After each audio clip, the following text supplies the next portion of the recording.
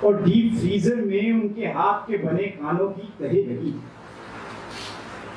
کروشیے کی وہ ٹوپی جو اس وقت پہنے ہوئے تھے اس جنتی بی بی نے چاند رات کو 2 بجے مکمل کی تھی کہ تاکہ وہ صبح کی عید کی نماز پڑھ سکیں. سب مٹھی بھر بھر کے مٹی ڈال چکے اور قبر گلاب کے پھولوں سے ڈھک گئی تو انہوں نے مرحومہ کے ہاتھ کے لگائے ہوئے موتیے جس کے بھرپور ہونے میں ابھی 1 پہر باقی تھا اپنی جیب سے نکالے اور انگارہ پھولوں پر بکھیر دیے. اچانک ایسا سانیہ ہو جائے تو کچھ عرصے تک تو یقین ہی نہیں آتا کہ زندگی بھر کا ساتھی یوں آنن فانن بچھڑ سکتا ہے. اگر وہ سب کچھ خواب تھا تو پھر یہ بھی خواب ہی ہوگا. ایسا لگتا تھا جیسے ابھی کہیں کسی روز وہ یہیں سے مسکراتی ہوئی آ نکلے. رات کے سناٹے میں کبھی کبھی تو قدموں کی مانوس آہٹ اور چوڑیوں کی کھنک صاف سنائی دیتی. وہ چونک پڑتے کہ کہیں آنکھیں تو نہیں جھپک بیٹھی. کسی نے ان کی آنکھ نم نہیں دیکھی. اپنوں بیگانوں سبھی نے بشارت کے صبر و استقامت کی داد دی. پھر اچانک ایک باشگاف لمحہ آیا جب یکلخت یقین آ گیا. پھر سارے پندار پوچھتے اور سارے آنسو بند اور تمام صبر فصیلے ایک ساتھ بہہ گئی. وہ بچوں کی طرح پھوٹ پھوٹ کر گئی.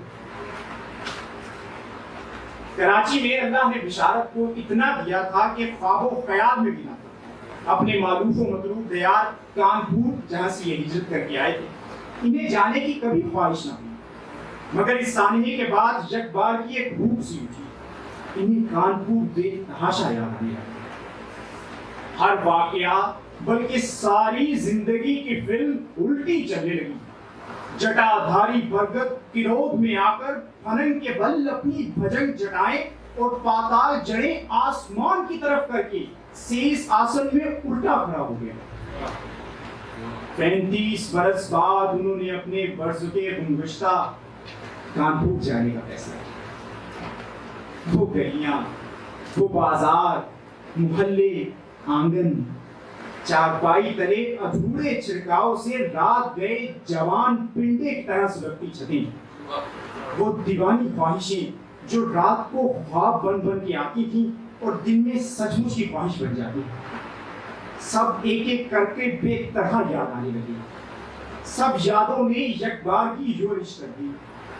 دوستوں سے چرچراتی چارپائیاں، ہری بھری نگولیوں سے لدے پھندے نیم کی چھاؤں، آموں کے بوٹ اور مہوے کی مہکار سے بھوجن پوروا، املی پر گدرائے ہوئے کتارے اور انہیں للچائی نظروں سے دیکھتی لڑکیاں اور ان لڑکیوں کو ویسی ہی نظروں سے دیکھتے لڑکے، ہرنوں سے بھرے جنگل، چھڑے سے زخمی ہو کر 200-300 فٹ کی بلندی سے گد سے گرتی ہوئی مرغابی، سنگاڑوں سے پھٹے تالاب، گلے سے پھسلتا مخمل فالودہ، مولسری کے گجرے، گرمیوں کی دوپہر میں جامن کے گھنے پتوں میں چھپے ہوئے گرگٹ کی لپلپاتی مہین زبان، اپنے چوکنے کانوں کو ہوا کے رخ کے ساتھ ٹیون کیے ٹیلے پر تنہا کھڑا بارہ سینگا، امٹ گھمٹ جوانی اور پہلے پیار کی گھٹا ڈوب اداسی، وہ سندل باہیں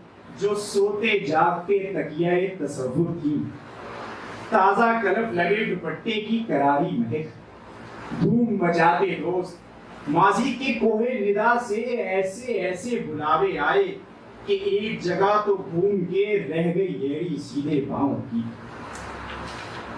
بشارت کانپور روانہ ہو گئے. لیکن اس طفلے بزرگوار نے کانپور جا کر بہت گریہ کیا.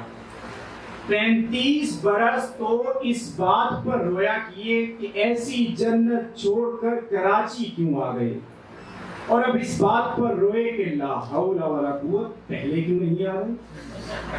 خواہ عمر عزیز کی 1/3 صدی غلط بات پر رونے میں گوا دی. اس رونا ہی تھا تو اس کے لیے 365 معقول وجوہات ہوتی ہیں، اس لیے کہ سال میں کم و بیش اتنی ہی مایوسیاں ہوتی ہیں. 35 برس پرانا نوسٹیلجیا یکلک ٹوٹا تو ہر جگہ اجاڑ اور ہر شے کھنڈر نظر آئی. حد یہ کہ جس مگرمچھ بھرے دریا میں کہ جس کا اور نہ چھوڑ وہ فلک بوس برگد کی پھنک سے بے خطر چھلانگ لگا دیا کرتے تھے. اب اسے جا کر دیکھا تو وہ تو ایک مینڈک بھرا برساتی نالا نکلا اور وہ جبر جنگ برگد تو نیلا بونسائی پیڑ لگ رہا تھا. یونانی کورس اپنا فلسفہ چھانٹ چکا. اب کہانی کے ہیرو بشارت کی زبانی اس کہانی کو سنتے ہیں. صاحب, میں تو اپنا مکان دیکھ کر گونجتا رہ گیا. واللہ ہم اس میں رہتے تھے. اس سے زیادہ حیرانی اس بات پر کہ خوش رہتے تھے. جہاں بہت سے غم میرے دل میں جاگے, کانپور جا کر اردو کا غم بھی یکلک جاگا. کہنے کو تو آج بھی اردو بولنے والے اردو ہی بولتے ہیں, مگر میں نے ایک عجیب تبدیلی محسوس کی. عام آدمی کا ذکر نہیں, پروفیسروں اور لکھنے والوں تک کا لہجہ وہ نہیں رہا جو ہم چھوڑ کر آئے تھے. کرارا پن, کھڑا پن وہ کڑی کمان والا کھٹکا جاتا تھا. دیکھتے دیکھتے دھڑک کر ہندی کے پنڈتائی لہجے کے قریب آ گیا. سینگ سونگ ٹائپ لہجہ. You know what I mean. یقین نہ آئے تو آل انڈیا ریڈیو کی خبریں یا کراچی ریڈیو کی پرانی خبریں یا میرے لہجے کا توازنہ کر لیجیے. میں نے پوائنٹ آؤٹ کیا تو انعام اللہ برملائی سچ مچ اوفینڈ ہو گئے. کہنے لگے, صحیح کہہ رہے ہو میاں, اور تمہاری زبان پر جو لب و لہجے پر پنجاب کی چاپ ہے تو تمہیں نظر نہیں آتی, ہمیں آتی ہے. تمہیں یاد ہوگا کہ 13 اگست 1947 کو جب میں ٹی وی پر تمہیں سی آف کرنے گیا تھا تو تم سیاہ رام پوری ٹوپی, سفید چوڑی دار پیجامہ اور جودھ پوری جوتی پہنے ہاتھ کا چلو بنا بنا کر آداب تسلیمات کر رہے تھے. کوا, کلے میں پان, آنکھوں میں ممیرے کا سرما, ململ کے چنے ہوئے کرتے میں عطرے گر. کوا, تم یہاں سے چائے کو چا, گھاس کو گھاس اور چاول کو چاول کہتے گئے تھے. کوا کوا, اور جس وقت گارڈ نے سیٹی بجائی تم چمبیلی کا گجرا گلے میں ڈالے, کوپ میں سے گرم چائے پیرچ میں ڈال کر پھونکے مار کے سر سر پی رہے تھے. کہو اس وقت بھی تم کراچی کو کراچی کہتے گئے تھے. کہہ دو نہیں.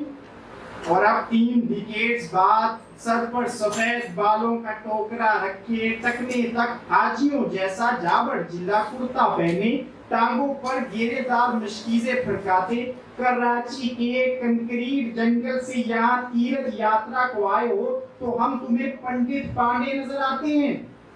تم یہاں سے اما کی حضرت کہتے گئے تھے اور اب سائیں سائیں کہتے لوٹے ہو. صاحب, میں مہمان تھا اور بقول یوسفی صاحب کی اپنی بے عزتی خراب کروا کے چپکے سے اٹھا اور رکشے میں آ گیا. ایک دن میں نے کہا, انعام اللہ صاحب, پلیٹ فارم پر جب اناؤنسمنٹ ہو رہا تھا کہ ٹرین اپنے نردھارت سمے سے 2.5 گھنٹہ ولمب سے پرویش کر رہی ہے, تو باخدا میری سمجھ میں نہیں آیا کہ ٹرین کیا کر رہی ہے. آ رہی ہے یا جا رہی ہے یا 2.5 گھنٹے سے محض کلیاں کر رہی ہے. ایک مشتعل لمحے میں وہ زیادہ ہی مشتعل ہو گئے, پھسل گئے تو بانوں کی جھرری میں پیر کی انگوٹھے کو گھائی تک پھنسا کے فٹ بریک لگایا اور ایک دم تن کے بیٹھ گئے. کہنے لگے, ہندوستان میں اردو کو مٹانا آسان نہیں ہے. پاکستان میں 5 برس میں اتنے مشاعرے نہیں ہوتے جتنے ہندوستان میں 5 مہینے میں ہو جاتے ہیں. 15-20 ہزار کا مجمع تو گویا کوئی بات ہی نہیں. اچھا شاعر 5,000-7,000 آسانی سے پیٹ لیتا ہے. میاں نذیر احمد شنکرات کے دن کرکراتے جاڑے میں ململ کا کرتا پہنے, ننگے سر چھت پر پتنگ اڑانے, پتنگ ضرور اڑاتے. یہ بھی ان کا بھول پن ہی تھا کہ ململ کے کرتے کو جوانی کا سرٹیفکیٹ اور اشتہار سمجھ کر پہنتے تھے. ہم 3-4 لڑکے چوری چھپے ان کے خوشبودار مرواریدی معجونے فقط مٹھاس کے لالچ میں کھاتے، مگر دل ہی دل میں ان کے معجزانہ اثرات کے ہفتہ منتظر رہتے۔ میاں صاحب لحاف صرف اس وقت اوڑھتے جب ہل ہلا کے جارے سے بخار چڑھتا۔ یوپی کے جاڑے کو خاطر میں نہیں لاتے تھے، حقارت سے کہتے بادشاہو یہ بھی کوئی سردی ہے۔ دراصل لاہور کے جاڑے کے بعد وہ صرف ملیریا کے جاڑے کے قائل تھے۔ آپ کے مرزا عبدالودود بیگ بھی تو یہی الزام لگاتے ہیں نا کہ یوپی کے کلچر میں جاڑے کو رج کے سیلیبریٹ کرنے کا کوئی تصور نہیں، جبکہ پنجاب میں گرمی کے اس طرح چونچلے اور غمزے نہیں اٹھائے جاتے جس طرح یوپی میں۔ صاحب یوپی میں جاڑے اور پنجاب میں گرمی کو محض سالانہ سزا کے طور پر برداشت کیا جاتا ہے۔ کم و بیش اسی نوع کا فرق برسات میں نظر آتا ہے۔ پنجاب میں بارش کو فقط اس لیے انگیز کرتے ہیں کہ اس کے بغیر فصلیں نہیں اگ سکتی، جبکہ یوپی میں ساون کا واحد مقصد و مصرف یہ نظر آتا ہے کہ کڑھائی چڑھے گی، درختوں پر آم اور جھولے لٹکیں گے اور جھولوں میں کواریاں بالیاں۔ پنجاب میں درختوں پر آم یا کچھ اور لٹکنے کی ایسی خوشی صرف طوطوں کو ہوتی ہے۔ بسنت کے دن میاں نذیر احمد پیچ ویچ تو کیا خاک لڑاتے، بس 6-7 پتنگیں کٹوا اور ڈول لٹوا کر اپنا اور دوسروں کا جی خوش کر لیتے۔ ہر پتنگ کٹوانے کے بعد لاہور کے مانجے کو بے تحاشا یاد کرتے۔ ارے صاحب پتنگ کٹتی نہیں تو اور کیا، پیچ کانپور میں لڑاتے اور قصے لاہور کے بسنت کے رنگ رنگیلے آسمان کے سناتے جاتے۔ نظر بھی خاصی کمزور ہو چلی تھی، لیکن اینک صرف نوٹ گنتے وقت لگاتے۔ اینک نہ لگانے کا ایک ضمنی نتیجہ یہ نکلتا کہ جس پتنگ کو وہ حریف کی پتنگ سمجھ کر بے تحاشا کھینچ کرتے، وہ دراصل ان کی اپنی ہی پتنگ نکلتی، جو چند لمحوں بعد پہلے ہی مخالف رگڑے سے کٹ کر ہوا میں لالچی کی نیت کی طرح ڈاواں ڈول ہونے لگتا۔ ڈور جگہ یک لج لجی پڑ جاتی تو انہیں پتہ چلتا کہ کٹی پتنگ تیری، ڈور اب سمیٹا کر۔ میاں صاحب اکثر فرماتے پتنگ اور کنکوے بنانے میں تو بے شک لکھنؤ والوں کا جواب نہیں، لیکن بادشاہو ہوا لاہور کی بہتر ہے۔ سچ پوچھو تو پتنگ لاہوری کی ہوا میں پیٹا چھوڑے جھول کھائے بغیر ڈور پہ ڈور پیتی اور زور کھاتی ہے۔ پتنگ کے رنگ اور مانجے کے جوڑ تو لاہوری کے آسمان میں گلتے ہیں بادشاہو۔ کانپور میں وہ کاٹا اس طرح کہتے ہیں جیسے معذرت بلکہ تعزیت کر رہے ہیں۔ لاہور کے بو کاٹا میں پچڑے ہوئے پلوان کی چھاتی پر چڑھے ہوئے پلوان کا نعرہ سنائی دیتا ہے، بلکہ پسینے میں شرابور جسم سے چمٹی ہوئی اکھاڑے کی مٹی تک نظر آتی ہے۔ اب یہ چڑھتی پتنگ جو کچھ راوی کے پار دیکھتی، اس کا حال کچھ ان دنوں زندہ دلانے لاہور کی، کچھ بشارت کی، اور رہا سہا اس عاجز داستان و پاستان تراز کی زبانی سنی۔ لاہور میں آج بسنت آیا، بسنت پالا بلند، جاتی رت نے عجب سما باندھا ہے۔ بسنتی لباس اور رخساروں پر اترتے جاڑے کی سرخی غضب کھا رہی ہے۔ کھیتوں میں 4 سو سرسوں ہوئی، گلاب اور دیو دیر سے کھلنے والے گلے داؤدی کی ایک اپنی ہی الگ بہار۔ سرسوں، پتنگ، تتلی، پیرہن، پھول اور رخسار، ایک گلستان نظر آتا ہے گلستان کے ساتھ۔ ہاں، لاہور میں آج بسنت ہے، رنگ ہوا سے یوں ٹپکی ہے جیسے شراب چواتے ہیں۔ بسنت اور برسات میں لاہور کا آسمان آپ کو کبھی بے رنگ، اکتایا ہوا اور نچلا نظر نہیں آئے گا۔ لاڈلے بچے کی طرح چیخ چیخ کے ہمہ وقت اپنی موجودگی کا احساس دلاتا رہے گا۔ کبھی تاروں بھرا، کیسے کیسے رنگ بدلتا ہے اور توجہ کا طالب ہوتا ہے کہ ادھر دیکھو، مجھے اس وقت ایک نئی شوخی سوچی۔ کبھی نوری فاصلوں پر کہکشاں کی افشاں، اور کبھی عودی گھٹاؤں سے زرتا باراں، کبھی تانبے کی طرح تپتے تپتے یکایک امرت برسانے لگتا ہے، خشک کھیتوں اور اداس آنکھوں کو جل تھل کر جاتا ہے۔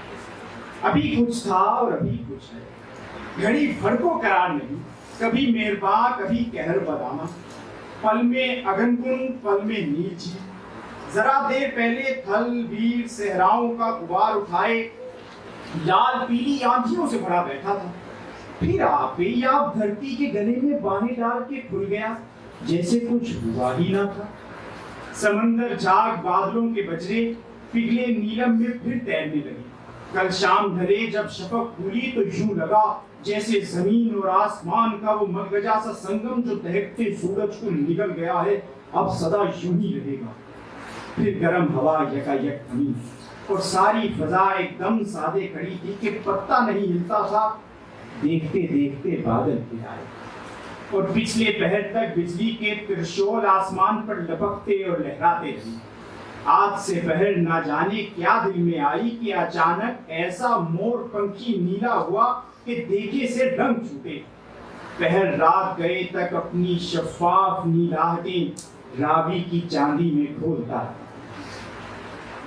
میاں صاحب کانپور میں تھے اور لاہور کو یاد کرتے ہوتے تھے۔ ایک صاحب رمیش چند اڈوانی تھے جو سندھ سے ہجرت کر کر آئے تھے اور جیکب آباد کو یاد کر کر کے آہیں بڑھتے تھے۔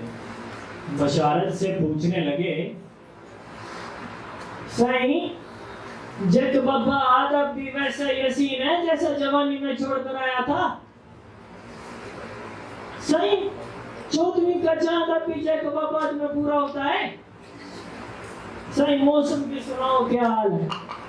موسم ویسا ہی حسین ہے، یعنی 115 ڈگری گرمی پڑتی ہے یا اس پر بھی زوال آ گیا؟ اور کیا آپ بھی خیرپور سے آنے والی ہوائیں لو سے پکتی ہوئی کھجوروں کی مہکار سے بوجھل ہوتی ہیں؟ سپی میں سالانہ دربار اور میلہ ہمیشہ لگتا ہے کہ نہیں؟ سائیں سنا ہے میلہ مویشیہ میں مشاعرہ بھی ہوتا ہے۔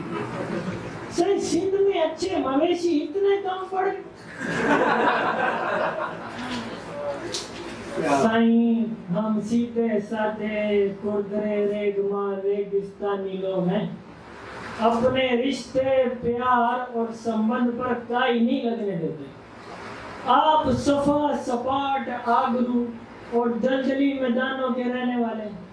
آپ کیا جانے ریگستان میں گرم ہوا ریت پر کیسے چل بلی لہریں کیسے کیسے چتر بنا بنا کے مٹاتی اور مٹا مٹا کے بناتی ہے۔ سائیں ہمارا سارا سینڈ سکیب شازورہ دیا تراشتی ہیں، جولو جکر اور جیٹ کے مینار بگولے سارے ریگستان کو مٹ کر رکھ دیتے ہیں۔